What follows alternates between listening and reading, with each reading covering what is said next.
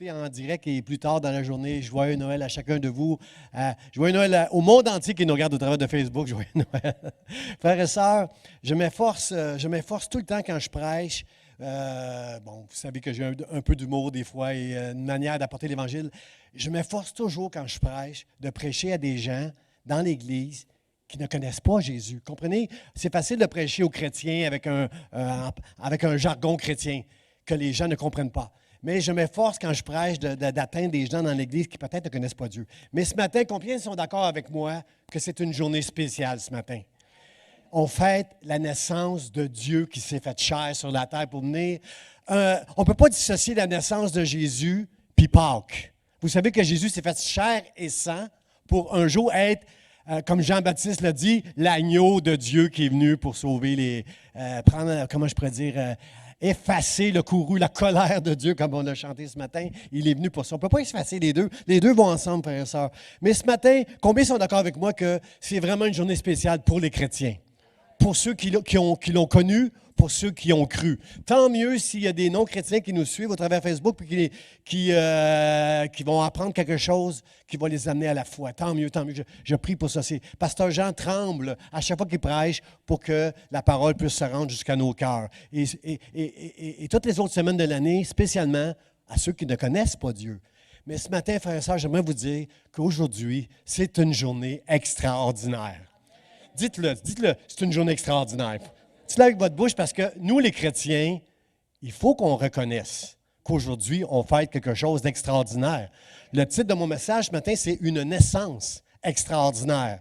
Le mot extraordinaire, ça veut dire c'est pas ordinaire, c'est pas commun, c'est pas singulier. C'est singulier, c'est quelque chose qui n'arrive pas à tous les jours. C'est vraiment, ce qui est arrivé il y a 2000 ans, c'est unique. C'est une naissance extraordinaire. Frères et sœurs, il y a des gens, lundi matin, on va voir ça peut-être dans les journaux, on va peut-être voir des commentaires dans les nouvelles. Là. Il y a des gens lundi matin qui vont se lever et qui vont dire « Eh boy, j'ai eu un Noël assez ordinaire cette année. » Pourquoi? Parce que la température qui a fait en sorte que les pannes d'électricité où les gens vont fêter Noël ce soir, pas d'électricité à la bonne franquette, comme j'ai lu là. J'ai lu que le traversier entre Matane et la Côte-Nord, il est bloqué. Les gens qui sont à la Côte-Nord ne peuvent pas revenir avec le traversier parce que c'est bloqué. Bon. Alors, des gens qui ne connaissent pas Dieu, ce qu'ils attendent à Noël, c'est de recevoir la famille, prendre un verre, chanter, danser, dire des folies des fois, mais comprenez que des gens, lundi matin, ils vont dire « Hey boy, j'ai passé un Noël ordinaire. » Mais combien sont d'accord avec moi pour dire ce matin, nous avons, que vous soyez en prison en train de m'écouter, que vous soyez seul à la maison à Noël, on va passer un Noël extraordinaire parce que Dieu s'est fait chair, il est venu au milieu de nous, frères et sœurs, et c'est ça qu'on fête. C'est ça qu'on fête aujourd'hui. On fête, pourquoi on le fête le 25 décembre, pasteur? Pourquoi on le fête le 25? Parce que quelqu'un me disait récemment, pasteur Jean, vous notez la fête de tout le monde dans le mot du pasteur. On a la fête de tous les gens, la date puis leur anniversaire. Vous n'avez pas mis Jésus le 25 décembre. Bien, j'étais obligé d'expliquer à la personne, je n'ai pas mis Jésus parce que Jésus, il n'est pas né le 25 décembre. On ne sait pas quand Jésus est né.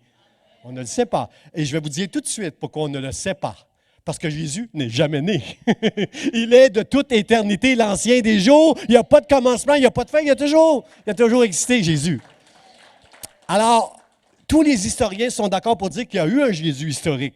Si vous faites des recherches là, sur Internet, si vous n'êtes pas certain de ce que je dis, là, allez sur Internet. Les historiens, pour la grande majorité, tous les historiens disent Jésus est vraiment né. Ils ne disent pas tous que Jésus est le Jésus sauveur là, qui a fait des miracles, mais ils reconnaissent. Il y a tellement d'écrits autour de la naissance de Jésus que Jésus, on ne peut pas nier la naissance de Jésus. Mais Dieu a permis que on ne sait pas, il n'y a pas d'historien, même Flavius Joseph ne dit pas la date de la naissance de Jésus. On fêtait Jésus au printemps.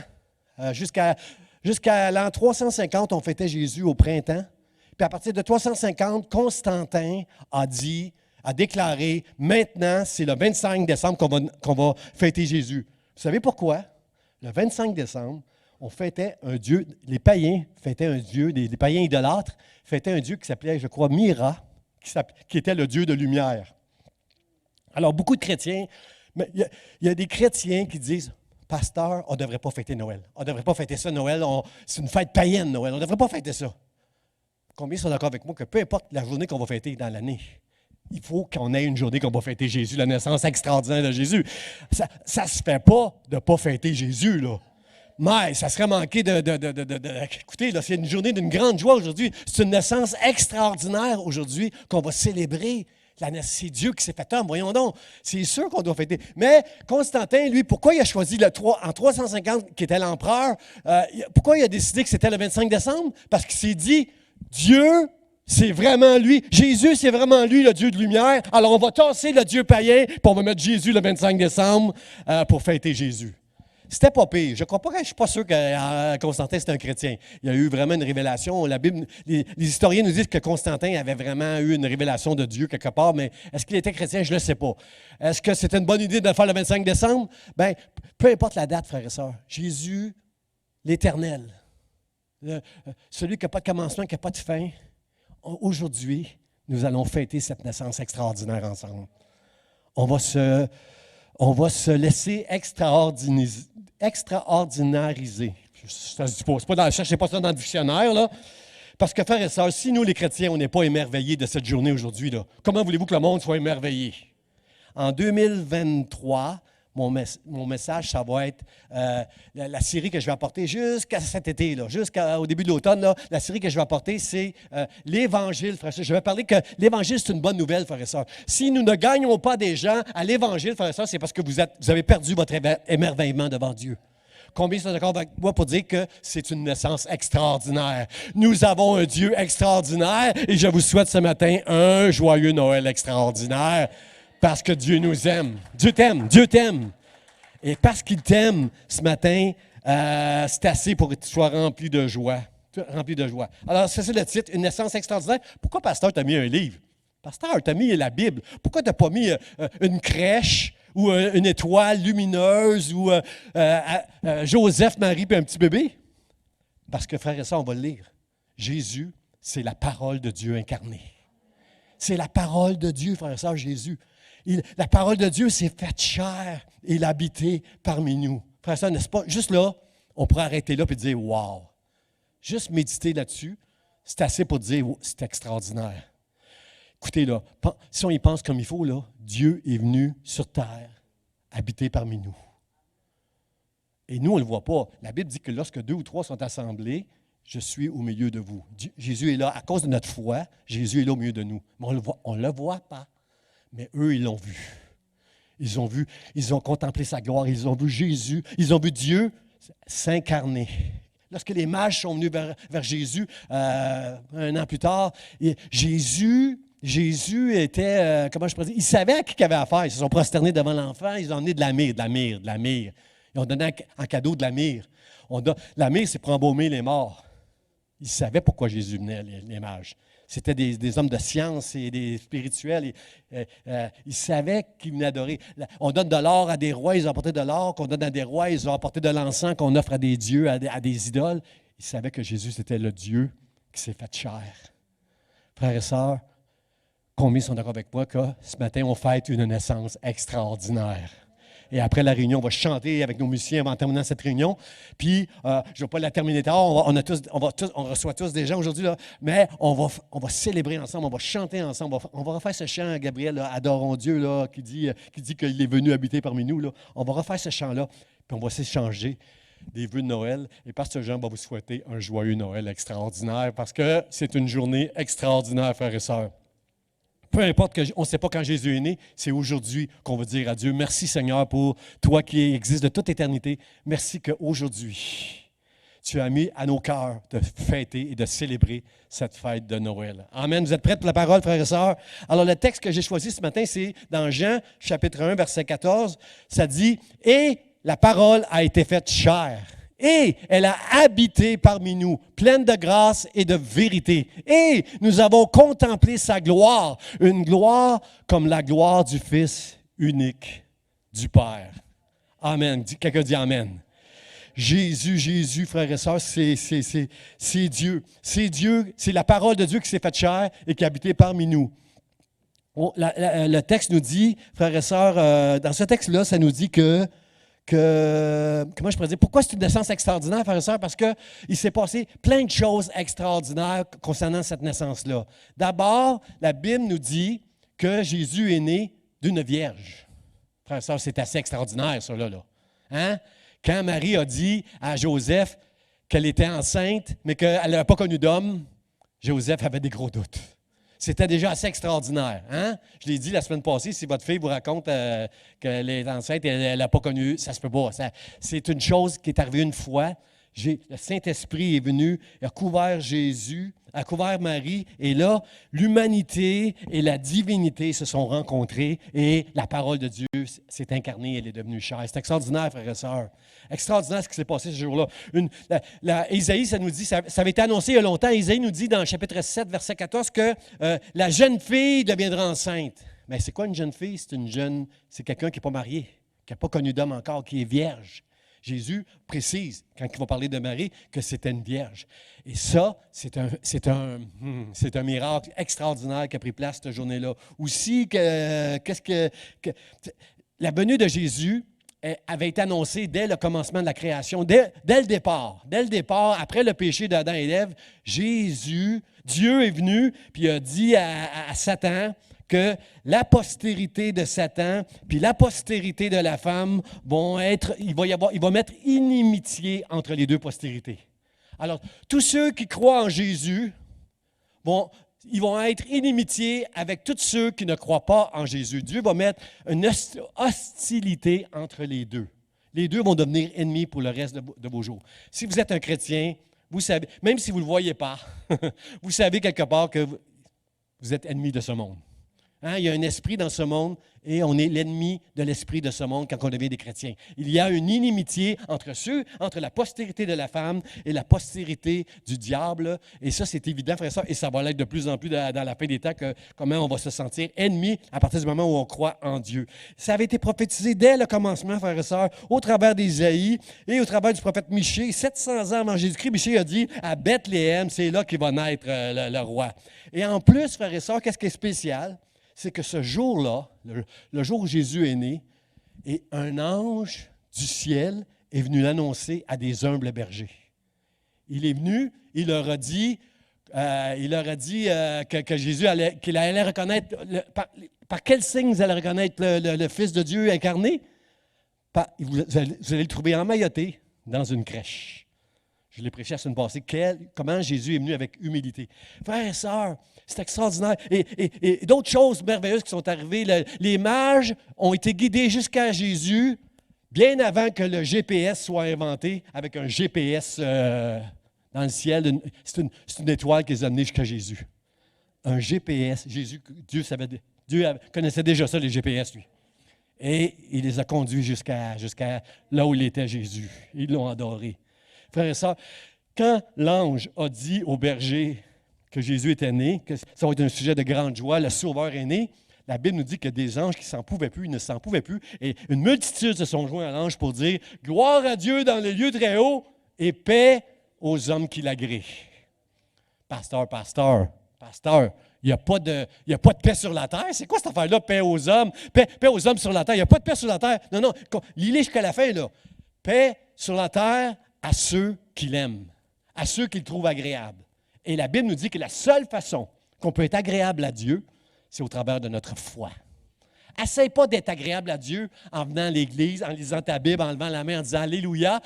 Essaye pas d'être agréable à Dieu en apparence, avec une religiosité ou en faisant des bonnes œuvres. Tu es agréable à Dieu à partir du moment où tu as la foi que Jésus est venu sur terre, qu'il est mort pour tes péchés et que tu t'en vas au ciel avec Dieu pour l'éternité. C'est la foi. C'est seulement la foi qui peut te rendre agréable à Dieu. Ceux qui le croient, dites un vrai amen. Dites un vrai amen, là, pour que tout le monde à Facebook l'entende. C'est seulement ta foi qui peut faire en sorte que tu vas plaire à Dieu. Paix aux hommes sur la terre, ceux qui l'agréent. Ceux qui ont cru en lui, que Dieu trouve agréable, eux, même s'il y a la guerre, même en Ukraine, les chrétiens célèbrent avec joie Noël aujourd'hui. Même si tu es en prison et tu me regardes, tu peux célébrer Noël avec joie aujourd'hui parce que paix aux hommes que Dieu agrée, c'est au-delà de tout ce qui prend place autour de nous, frères et sœurs. Parce que le royaume de Dieu, vous le savez, il ne vient pas de façon à frapper les regards, il est caché dans nos cœurs. Et si tu aimes Dieu, tu vas être d'accord avec moi pour dire qu'aujourd'hui, c'est une journée extraordinaire et que la naissance de Jésus était un moment extraordinaire. Gloire à Dieu. Gloire à Dieu pour ça. Seigneur, on te dit merci. On te dit merci. Alors, écoutez, là, il est le roi des anges. Jésus est le roi des anges, le roi de tout l'univers, et il s'est soumis à Joseph, son père terrestre, là. Il s'est soumis à sa famille d'accueil, là. Il était soumis à eux. Il était soumis au souverain sacrificateur. Jésus s'est soumis à tout. Il aurait pu éviter la croix, mais il s'est soumis jusqu'à la mort parce qu'il est venu pour ça, frères et sœurs. Lui est le roi de l'univers. Il est l'Éternel, d'éternité en éternité. Il est né d'une femme, frères et sœurs. C'est assez spécial que ce que Jésus a fait. Tout lui appartient. Et il a été charpentier jusqu'à temps qu'il commence son ministère. Il était un humble charpentier. Frères et sœurs, je suis sûr que toutes les portes que Jésus a faites à Nazareth, il n'y en a pas une qui grinçait. Elles étaient parfaites. C'est sûr que quand on engageait Jésus, wow, faut que tu engages ce charpentier-là, il est extraordinaire. Frères et sœurs, c'est le Dieu, wow. Wow, frères et sœurs. Quelqu'un dit wow. Dieu est venu sur cette terre d'une manière, frère, ça j'ai prêché la semaine passée d'une manière que Dieu aurait pu nous en mettre plein la vue, il ne l'a pas fait. Il ne l'a pas fait parce qu'il est tellement humble. Mais aujourd'hui, nous, les enfants de Dieu, reconnaissons que c'est un Dieu extraordinaire. Reconnaissons wow, qu'est-ce que tu as fait, Seigneur? Qu'est-ce que tu as fait? Ça n'a pas de sens, frère. Seigneur, ça n'a pas de sens, ça n'a pas de sens. Cette semaine, j'entendais une madame qui me disait, en haut dans le bureau, elle me disait, quelque part, j'ai connu une madame qui me disait, « Hey, Noël, ça coûte cher. Hey, ça coûte cher. Il faut que je reçoive, il faut que je fasse des achats. Je ne suis pas prête, j'ai des cadeaux à faire, j'ai la bouffe à faire. Ça coûte cher, Noël. » Combien ils savent que ça ne coûte pas si cher que ça? C'est relatif, dire que ça coûte cher. Oui, il faut sortir l'argent de nos poches si on reçoit, là, mais ça ne coûte pas si cher que ça. À Jésus, ça l'a coûté cher. À Jésus, Noël, ça a coûté cher. Parce qu'il est venu en chair et en sang, frères et sœurs. Jésus est venu pour s'offrir sur la croix. C'est pour ça qu'il est venu. Alors, il fallait que ça...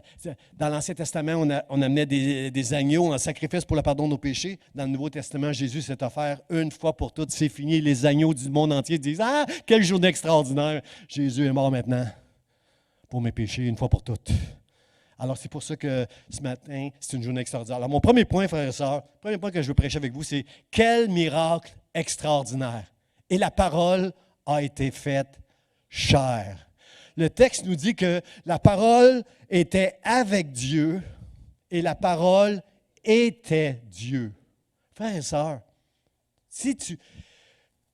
la parole était Dieu. Vous êtes d'accord avec moi? La parole était Dieu?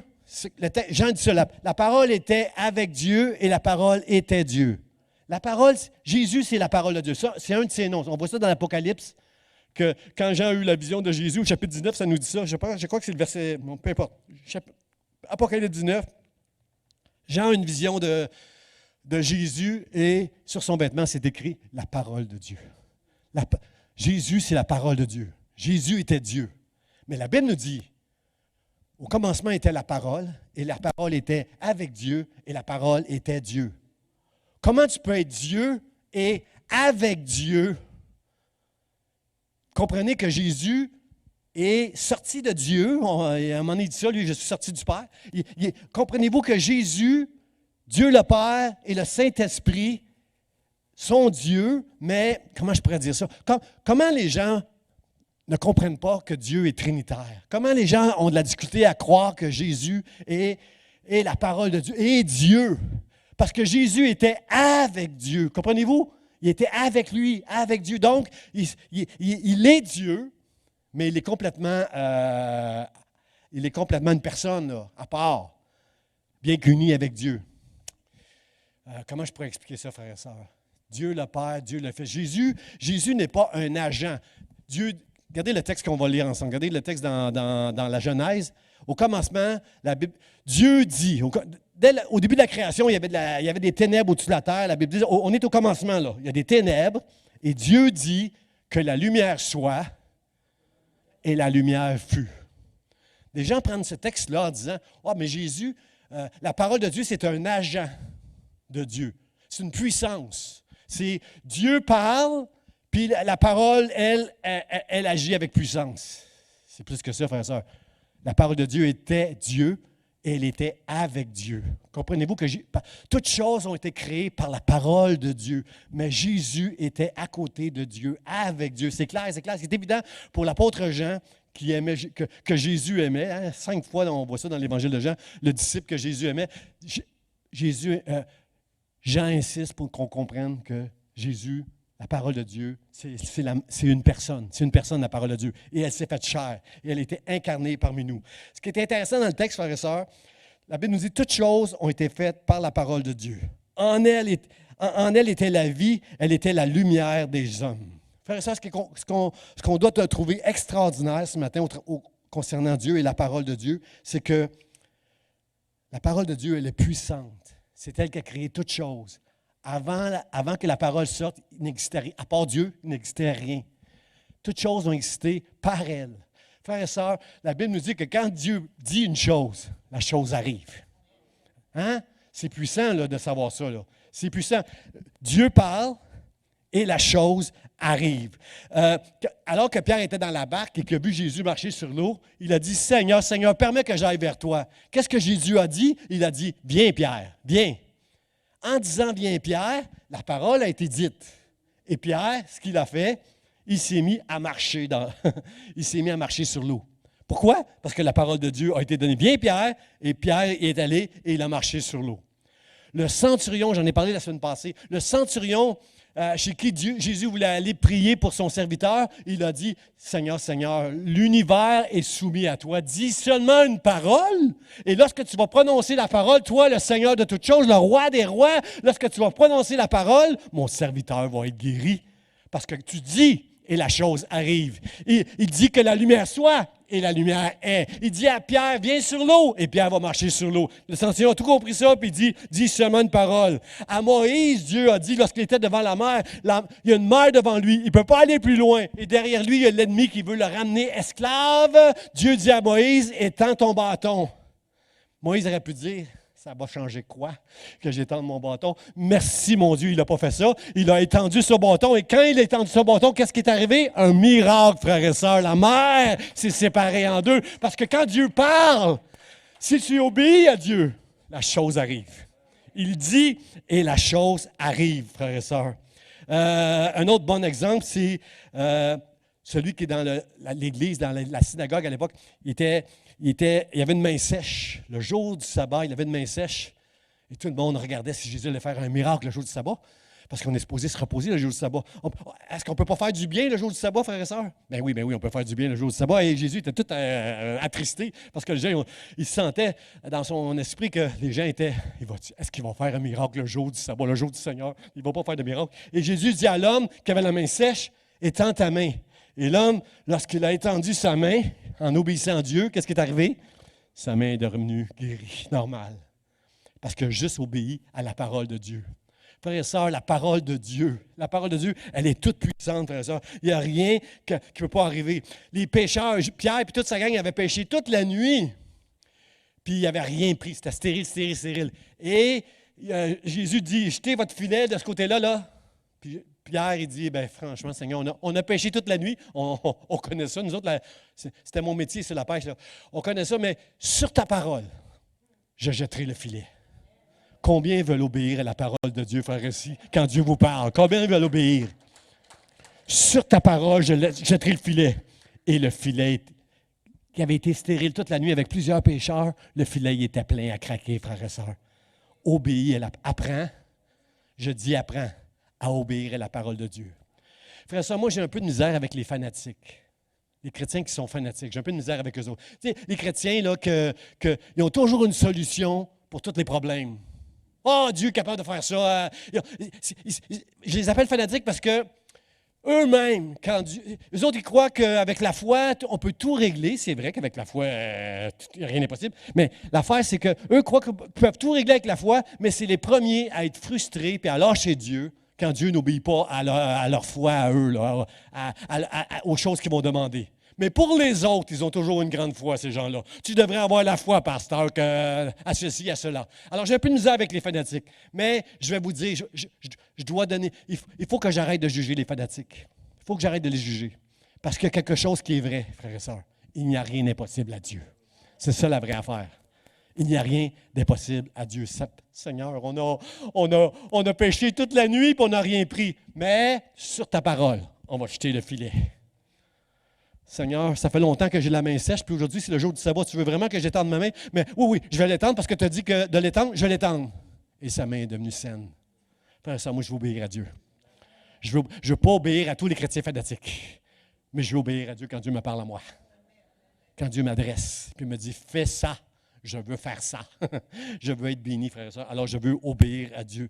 Frères et sœurs, quel miracle ce jour où la parole s'est faite chair, frères et sœurs.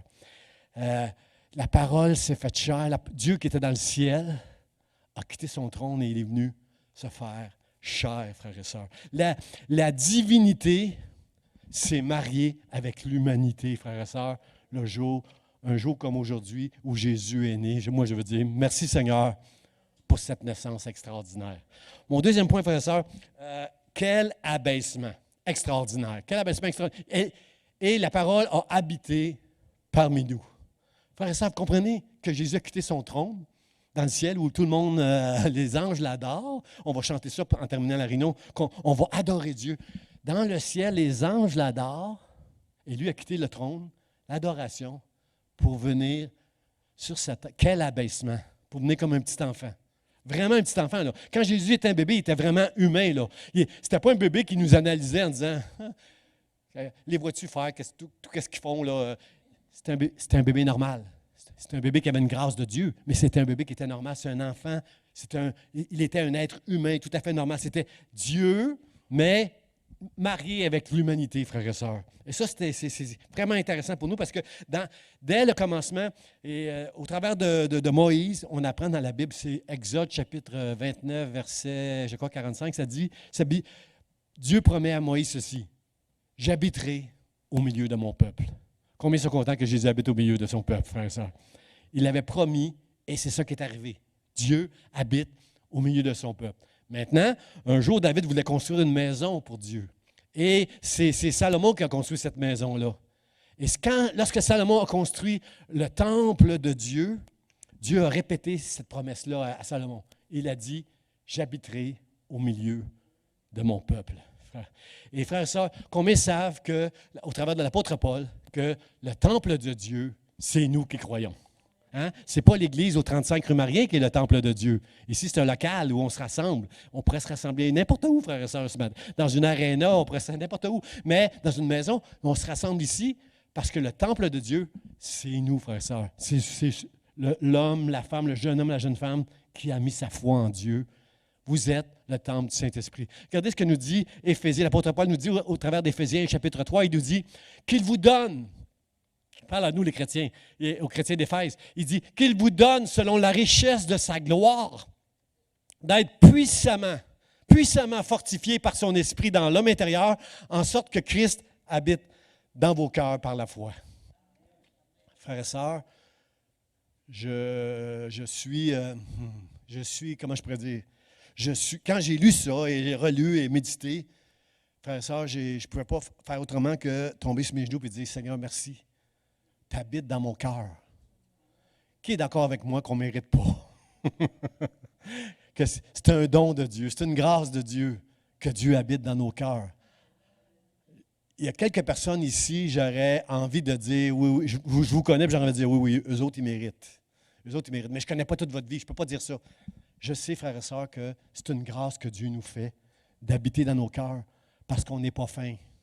Hein, je dis souvent que je suis fin, moi, mais ce n'est pas vrai. On n'est pas fin. On est des pécheurs, frères et sœurs. On a des mauvaises pensées. On n'agit pas toujours bien. On n'est pas toujours fin avec notre conjoint. On n'est pas toujours fin, les enfants, avec nos parents. On n'est pas toujours fin avec les gens dehors qu'on traite mal parce qu'ils nous ont traités mal. On n'agit pas comme des vrais chrétiens que Dieu attend de nous. Mais la bonne nouvelle, c'est que Christ habite en nous, frères et sœurs. Parce qu'il nous agrée. Parce qu'on a mis notre foi en lui, il est en nous. Alors moi, je suis souvent mal à l'aise quand je pense que Christ habite en moi. À toutes les fois que je dis quelque chose que je ne devrais pas dire, puis que je ne fais pas la chose que je devrais faire, je suis toujours un peu mal. Je suis toujours en train de dire, Seigneur, pardon et merci Merci. L'apôtre Jean dit que si on marche dans la lumière, on est en communion tout le temps avec Jésus. Pour marcher dans la lumière, frères et sœurs, il faut confesser tout le temps à Dieu quand on manque. Êtes-vous d'accord avec ça? Confesse tes péchés, Dieu va les pardonner, c'est sûr. Mais arrête d'essayer de croire que tu es juste.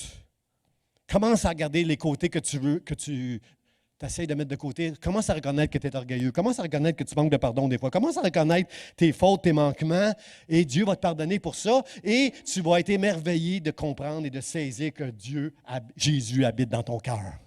Il est venu habiter parmi nous, mais il n'est pas parmi toute la terre aujourd'hui. C'est pas vrai qu'il est parmi toute la terre. Il habite dans le cœur de ceux qui l'agréent, de ceux qui l'aiment, de ceux qui ont la foi, ceux qui ont cru. Whitland, Jésus habite dans ton cœur ce matin. Il t'aime et il m'aime et il habite. Et moi, je veux dire merci Seigneur d'habiter dans mon cœur. Je ne mérite rien de ça. Frères et sœurs, il n'y a rien de pire que ceux qui se croient justes. Parce que ceux qui se croient justes, c'est un dû, toutes les bénédictions qu'ils vont recevoir de Dieu. Bien, moi, c'est toute grâce, toutes les bénédictions que je reçois. Je dis merci Seigneur pour toutes les bénédictions extraordinaires que tu m'as données, que tu me donnes tous les jours. Encore aujourd'hui, j'ai été béni. Je dis merci Seigneur pour toutes tes bénédictions, mais je n'en suis pas digne, Seigneur. Je ne suis pas digne que tu habites en moi, et c'est seulement par la grâce, par le moyen de la foi, que je peux dire et proclamer sans arrogance, Jésus habite en moi. Je suis le temple de Dieu. Celui qui est venu habiter sur la terre, il habite dans mon cœur. Alors, Seigneur, merci, merci. Les pharisiens se croyaient justes et beaucoup n'ont pas connu Jésus. Mais Matthieu, qui était un collecteur d'impôts, Zachée, qui était un collecteur d'impôts, qui était dans la corruption. Imaginez, dans ce temps-là, frère et sœurs, il y avait de la corruption. Il y avait des hommes qui étaient placés, qui avaient des postes dans la société, et au travers de la corruption, ils s'en mettaient plein les poches. Imaginez une génération comme ça, vous. Hein? Merci Seigneur que... Hein? Non, on est là-dedans, nous autres, on est là-dedans. Les pharisiens, eux autres, se croyaient justes, mais Matthieu et Zachée ont connu Dieu, eux autres. La famille de Jésus croyait qu'il était fou, frères et sœurs, mais il y a une foule qui a accueilli Jésus un jour en disant « Hosanna, Hosanna, sauve Jésus, toi le fils de David, celui qui avait été prophétisé, qui viendrait de la lignée de David, soit notre Seigneur, soit notre Sauveur. » Frères et sœurs, Dieu a habité parmi nous. Il habite dans mon cœur. Et c'est pourquoi ce matin, je veux dire, Seigneur, c'est une journée extraordinaire aujourd'hui que je veux te rendre grâce. Mon dernier point, frères et sœurs, c'est une grâce extraordinaire. La Bible nous dit que la parole a été faite chair, elle était pleine de grâce et de vérité. Frères et sœurs, qu'est-ce que pleine de grâce? Ça, c'est important, ce mot-là. Pleine de grâce et de vérité. Souvent, on lit l'Ancien Testament. Il y a des gens qui me disent souvent, moi, je lis l'Ancien Testament, pasteur, puis on dirait que ce n'est pas le même Dieu que Jésus. On dirait que Jésus est plein de grâce, puis que le Père, lui, est plein de colère. Non, c'est le même Dieu, c'est le même Dieu. Jésus va nous juger un jour. Jésus qui a refusé de condamner la femme adultère, un jour, il va nous juger. Il va nous condamner un jour. Il va condamner ceux qui n'ont pas cru. Il va condamner, la justice, la colère de Dieu va venir sur tous les péchés qui n'ont pas connu la justice de Dieu. Combien savent ici qu'il y en a beaucoup qui échappent à la justice dans notre monde? Des très riches qui sont capables de se payer des très bons avocats échappent à la justice. Il y a plein de gens qui échappent à la justice, frères et sœurs.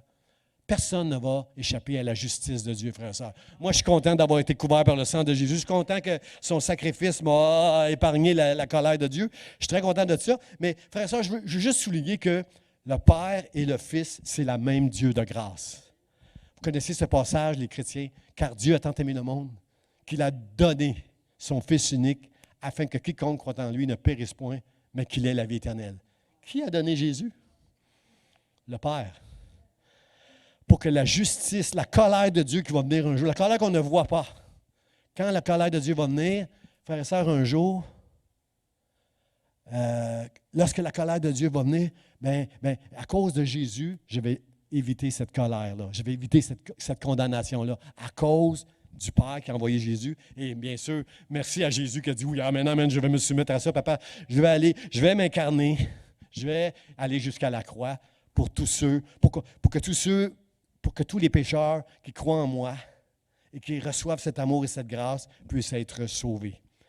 Un jour, Philippe a dit à Jésus, montre-nous le Père, Jésus. Jésus dit à Philippe, Philippe, tu m'as vu, puis tu n'as pas vu le Père. En voulant dire, si tu m'as vu, tu as vu le Père. Toute la grâce et l'amour qui est en moi, que tu as vu, les miracles que tu as vus, là, c'est tu as vu le Père aussi au travers de moi. Il y avait, frères et sœurs, la grâce de Dieu, c'est qu'on est sous la grâce, mais la vérité, c'est que Jésus prêchait avec beaucoup de grâce, mais il disait toujours la vérité, par exemple. Il ne ménageait pas les gens par rapport à la vérité. Comprenez-vous que c'est un mélange de grâce et de vérité. Jésus, c'est un mélange de justice et de grâce en même temps. Il est la vérité et Jésus disait la vérité. À un moment donné, on voulait lapider une femme qui était adultère. On avait pris une femme qui était adultère, puis on voulait la lapider, puis on l'a amenée jusqu'à Jésus. On voulait pogner Jésus avec la réponse qu'il va dire. On va sûrement trouver quelque chose à leur apprendre. Alors, ils ont emmené cette femme adultère devant Jésus, puis tout le monde avait une pierre dans la main, prête à la lapider, parce que la loi disait, la justice de Dieu, c'est qu'une femme, un couple pris en adultère peut être lapidé. Un couple pris en adultère. C'est drôle, le gars, ils l'ont laissé aller, ils ont emmené juste la femme. Souvent les femmes qui payent pour la folie des hommes. Et ils ont emmené la femme pour pogner Jésus. Puis là, ils avaient toute une pierre. Légalement, ils avaient le droit, selon la justice de Dieu, de la lapider là, à l'instant. Et elle était là. Et Jésus a dit, qu'est-ce que la loi dit? La loi dit qu'on peut lapider une femme adultère. Alors, qu'est-ce qu'on fait, Jésus? Jésus dit que celui qui n'a jamais péché, lui jette la première pierre. Et tout ce qu'on a entendu, c'est clac, clac, clac, clac, clac, toutes des pierres qui tombaient. Parce que si vous êtes honnête, vous allez être obligé de dire, si je lance une pierre à elle, ils peuvent tous me lancer une pierre à moi aussi. Moi, je ne suis pas adultère, mais je suis un buveur, je parle mal, j'ai mis de l'argent dans mes poches que je n'ai pas déclaré à l'impôt, j'ai fait plein de choses qu'on pourrait me lancer une pierre moi aussi. Alors, non, je ne lançais pas de pierre. Savez-vous, le seul qui pouvait lancer une pierre à cette femme-là, c'était qui? C'est Jésus. Il était sans péché, la Bible dit. Qui me convaincra de péché? Lui avait le droit de la lancer. Est-ce qu'il l'a lancé? Non, il a dit, va. Je ne te condamne pas. Est-ce que quelqu'un te condamne ici? Non, il n'y a personne. Ils sont tous partis à être tremblantes, elle. Il dit, moi non plus, je ne te condamne plus. Va et ne pêche plus. Comprenez-vous, frères et sœurs, que être sauvé, être pardonné, ne pas être condamné par Jésus ne nous permet pas d'avoir une vie de permissivité. La grâce et la vérité nous enseignent qu'on ne peut pas être légaliste, commencer à dire les péchés à tout le monde, traiter tout le monde de « t'as ça dans ta vie ». Tu ne peux pas dire ça aux autres parce que toi-même, tu as plein de péchés dans ta vie. Prie pour les autres au lieu de les accuser. Ne condamne pas les autres. Jésus n'a condamné personne. Mais à la fin des temps, cette femme-là ne sera pas sauvée si elle n'a pas mis sa foi en Dieu. C'est notre foi, notre très sainte foi qui va nous sauver de la colère de Dieu un jour. La foi que Jésus, celui qui est né comme un petit enfant, a grandi et est mort sur la croix pour nous sauver de la colère de Dieu, pour nous réconcilier avec Dieu. Il a été une victime propitiatoire, une victime qui couvre toutes nos fautes pour que Dieu dise innocent, pas coupable. Alors, je veux dire merci au Seigneur pour ça. C'est lui seul. C'est la seule solution. Lorsque Siméon a vu Marie qui amenait le 8e jour, imaginez, Marie s'est rendue de Nazareth jusqu'à Bethléem enceinte. Elle a accouché à Bethléem et 8 jours après, pour suivre la loi, elle est dans le temple à Jérusalem pour consacrer Jésus, parce que tout premier-né mâle devait être consacré à Dieu. Elle est dans le temple, elle est en train de consacrer Jésus. Et Siméon, un homme de Dieu qui était là depuis longtemps, qui servait dans le temple, a dit, cet enfant est destiné, il a prophétisé, cet enfant est destiné à amener la chute et le relèvement de plusieurs en Israël. Il sait, la chute, le relèvement, mais qu'est-ce qu'il dit, Simon? Simon est en train de dire que ceux qui vont croire en Jésus vont être relevés, vont être sauvés pour l'éternité. Mais ceux qui vont rejeter Jésus, ils sont perdus pour l'éternité. Il va amener le relèvement et la chute de plusieurs en Israël. Ceux qui croient dans la loi, les légalistes qui croient que je vais être sauvé, j'obéis comme le jeune homme, j'ai obéi à tous les commandements, moi, Seigneur, là. Alors Jésus l'a éprouvé parce qu'il savait qu'il était riche. Il l'a éprouvé pour montrer aux autres que tu ne seras jamais correct. Arrête ça de penser que tu peux être correct. Même si tu fais tous les efforts, tu ne seras jamais correct. Il a trouvé le point faible du jeune homme. Il l'aimait assez, le jeune homme qui a donné la chance de se convertir. Il a dit, Vends tout ce que tu as. Il n'a pas dit ça à personne d'autre, Jésus. Ce n'est pas quelque chose que Dieu nous demande à faire à nous aujourd'hui. Même si vous n'avez rien en banque, là, Dieu ne vous demande rien. Il ne vous demande pas ça. Mais à ce jeune homme-là, il a dit, vends tout ce que tu as, donne-le aux pauvres, puis viens et suis-moi. Frères et sœurs, c'est ça. On est tous des pécheurs. Et Simon, il a dit que c'est ça.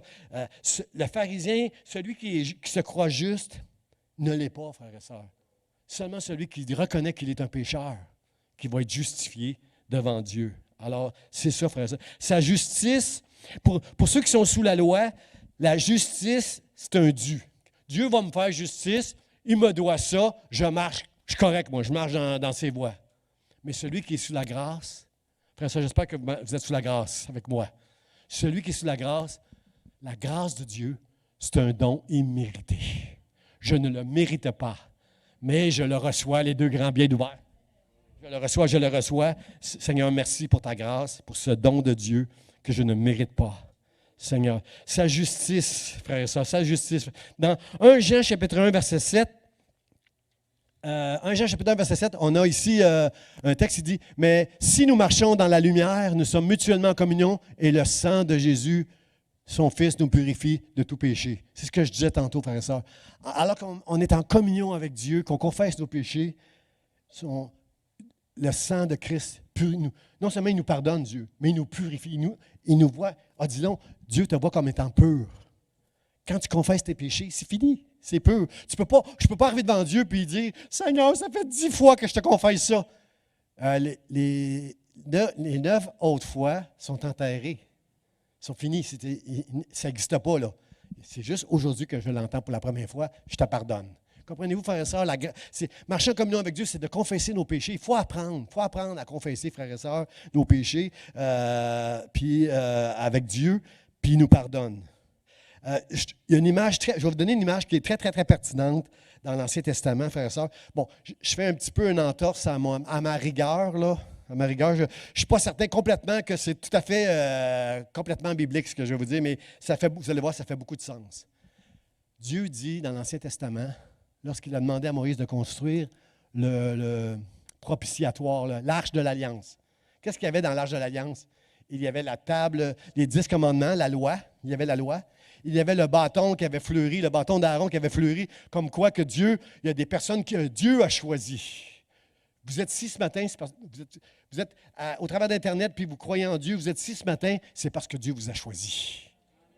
Nous sommes les élus de Dieu. L'élection, c'est ça. Il y avait dans l'arche la loi, qui est la justice de Dieu, et il y avait aussi le bâton d'Aaron qui nous rappelle qu'il y a ceux, malgré la justice, qu'on n'est pas capable d'obéir parfaitement, il y a ceux que Dieu a choisis. Et il y avait aussi une portion de la manne qui veut dire le pain de vie. Jésus, c'est le pain de vie. Si tu manges sa parole comme un pain, tu vas avoir la vie. Celui qui garde ma parole vivra éternellement. Alors, il y avait ça dans l'arche. Et Dieu dit à Moïse, il dit, mais couvre l'arche de l'or. L'or, c'est la royauté, frères et sœurs. Couvre on appelait ça le propitiatoire. Jésus est une victime propitiatoire pour vous et moi. Au ciel, malgré tous nos manquements, nos péchés, nous ne serons pas condamnés parce que Jésus nous a couvert toutes nos fautes. Et après, passé, présent et à venir, c'est couvert. Il est le propitiatoire. Alors, dans l'Ancien Testament, Dieu dit à Moïse, tu vas faire un propitiatoire, je vais te dire comment le faire, puis quoi mettre dedans, et tu vas faire 2 anges qui se regardent avec les ailes déployées. 2 anges qui se regardent avec les ailes déployées. Et moi, faites-vous une image là, du propitiatoire, j'aurais dû mettre une photo. Faites-vous une image du propitiatoire avec les 2 anges qui se font face, qui se regardent les deux. Et Dieu dit, je me rencontrerai là, au milieu, avec toi. Pasteur René, je vais me rencontrer avec toi. C'est là que je me rencontrerai avec toi, entre les deux anges. Est-ce que je peux vous suggérer, frères et sœurs, une image qui fait beaucoup de sens pour moi, que je n'ai pas vérifié complètement là, si ma théologie est belle, est correcte. Est-ce que je peux vous dire qu'un de ces anges-là, c'est la grâce de Dieu, et l'autre, c'est la justice de Dieu. Dieu va rester juste, mais son jugement va être juste, par exemple. Ceux qui ont péché contre Dieu vont être jugés. Mais ceux qui ont mis leur foi et qui ont reçu la grâce de Dieu ne seront pas jugés. Comprenez-vous qu'il y a la grâce et la vérité qui se regardent face à face. Le jugement de Dieu, il est là, mais c'est là que je me rencontrerai, dans le milieu, là où la divinité et l'humanité se sont rencontrées dans le sein de Marie, là, sur l'arche de la propitiatoire, je me rencontrerai avec toi au milieu. Et à cause de la grâce de Dieu, ma justice, ma colère de ma justice ne s'abattra pas sur toi. Tu vas pouvoir venir dans la présence d'un Dieu très saint. À cause de Jésus. À cause de mon amour. Parce que j'ai envoyé Jésus. Moi, le Père, j'ai envoyé Jésus afin que quiconque croit en lui ne périsse point, mais qu'il ait la vie éternelle. Frères et sœurs, comprenez-vous la grâce et la justice? On reste des pécheurs, mais David avait compris. David, c'était un super de bon théologien. David, le roi David, avait compris tout ça. David, lorsqu'il a péché, lorsqu'il a commis l'adultère, David, il s'est présenté devant Dieu, puis il dit, pardonne-moi, Dieu, juge-moi avec justice, Dieu. J'étais un pécheur, j'ai fait quelque chose, puis je le regrette tellement, j'ai transgressé tes lois. Puis, à un moment donné, il va dire ceci, David, il va dire, mais, c'est dans le psaume 51, verset 8, il va dire, il confesse son péché, il implore le pardon de Dieu, mais à un moment donné, il va dire ceci, il va dire, mais, tu veux que la vérité soit au fond du cœur. Grâce et vérité. Oui, Dieu me fait grâce. Oui, je suis un pécheur, frère, ça. Je confesse au monde entier que je suis un pécheur. Mais Dieu m'a fait grâce et je veux de tout mon cœur que la vérité soit au fond de mon cœur. Et plus la vérité va être au fond de mon cœur, moins je vais commettre des péchés. Plus que je vais me soumettre à Dieu.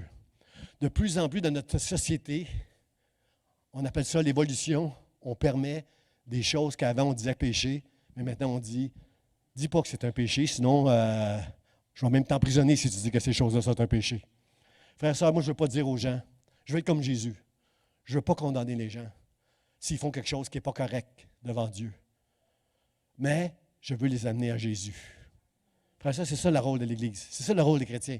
Si on amène les gens à Jésus, Jésus va les convaincre que ce qu'ils pensent, c'est pas bien, que c'est un péché. Ce n'est pas à moi à dire aux gens que c'est un péché parce qu'ils font ceci ou parce qu'ils font cela, mais si je les amène à Dieu, Dieu, lui, comme il l'a fait avec moi et comme il l'a fait avec vous, va les convaincre que c'est un péché. Est-ce qu'on peut être une Église qui ne sera pas condamnatrice, qui va accueillir les gens, mais qui va les conduire à Jésus, par exemple? Ça, je vais prêcher ça toute l'année qui vient. Toute l'année qui vient, je vais prêcher qu'on doit être des chrétiens centrés sur l'Évangile, frères et sœurs. Probablement que le titre de ma série va s'appeler L'Évangile, une bonne nouvelle. C'est une bonne nouvelle, frères et sœurs. Et le monde est prêt pour entendre la bonne nouvelle de l'Évangile de Jésus-Christ, frères et sœurs. Alors ce matin, combien sont d'accord avec moi pour dire que c'est une journée, c'est une naissance extraordinaire et c'est un Noël extraordinaire. J'invite les musiciens à s'avancer. On va terminer avec le chant qu'on a commencé tantôt, Adorant Dieu, là, tous ensemble, celui qui a habité parmi nous. Je vais terminer avec ce mot-là, frères et sœurs, qui dit « Nous avons contemplé sa gloire ». Frères et sœurs, heureux, Jésus a dit, heureux ceux qui ont cru sans avoir vu. Mais eux ont vu Jésus à l'époque. Lorsque Jésus est né, ils l'ont vu, ils ont contemplé sa gloire. Tous les miracles que Jésus a fait, ils ont contemplé tout ça.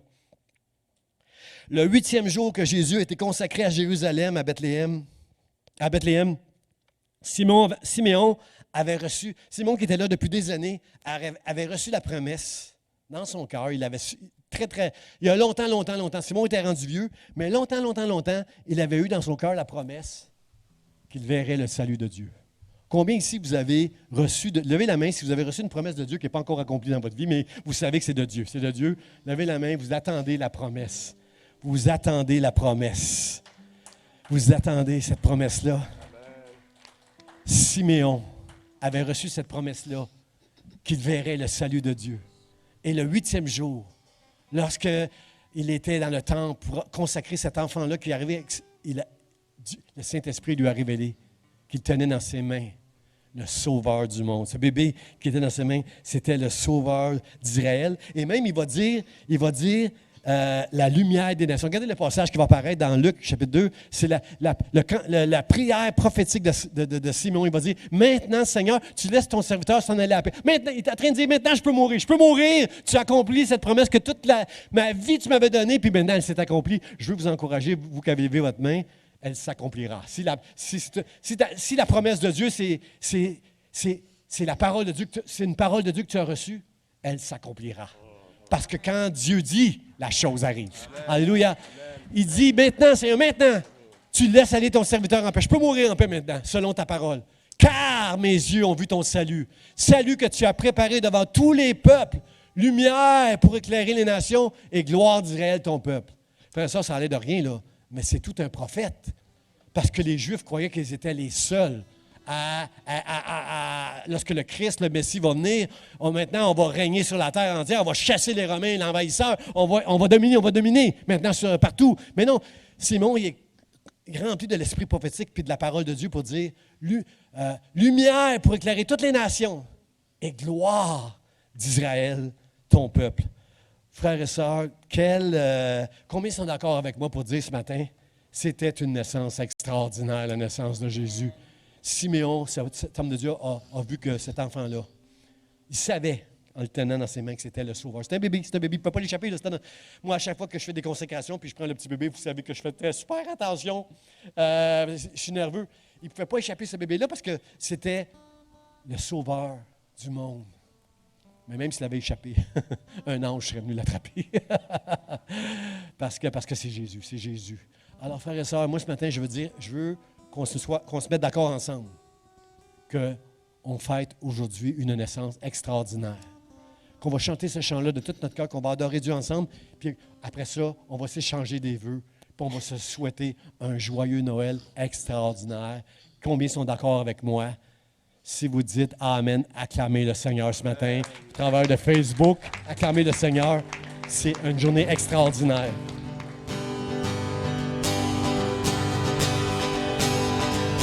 Peuple fidèle, le Seigneur t'appelle, c'est fête Sur terre, Christ est né. Viens à la crèche, voir le roi du monde. Oh, venez, adorons-le. Oh, venez, adorons-le. Oh, venez, adorons le Christ, le Seigneur.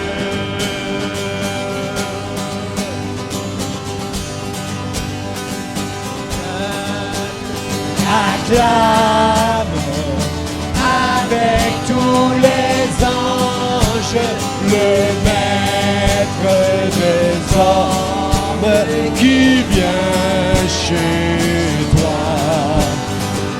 Dieu qui se donne à tous ceux qui l'aiment. Oh, venez, adorons-le. Oh, venez, adorons-le.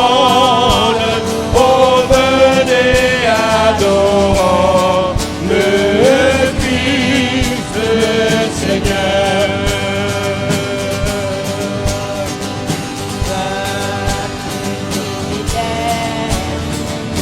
En ce jour de fête, proclame la gloire de ton Seigneur.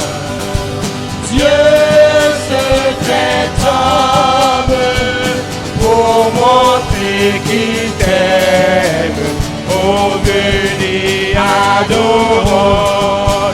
Oh, venez, adorons-le.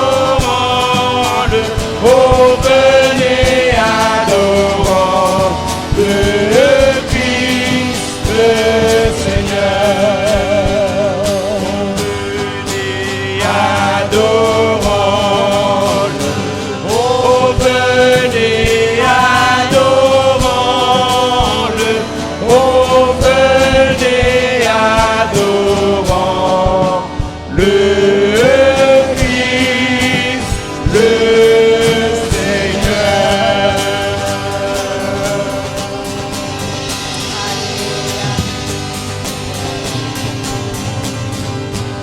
Au nom du Père et de toute l'Église Vie d'Espoir, je veux vous souhaiter un Noël extraordinaire. Bon dimanche, joyeux Noël à chacun de vous, soyez bénis et saluez-vous les uns les autres. Amen. Amen. Merci, monsieur.